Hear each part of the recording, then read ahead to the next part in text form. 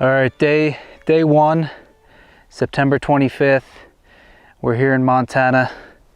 Last night we packed in and it was pretty brutal, to be honest. 60-pound packs, and just the terrain is just nasty here. But we got in, set up camp, set up our bear fence, and we actually did see a small bear. Clark saw a small, I think it was a cinnamon bear, brown-faced black bear, and it was like 10 feet from our camp.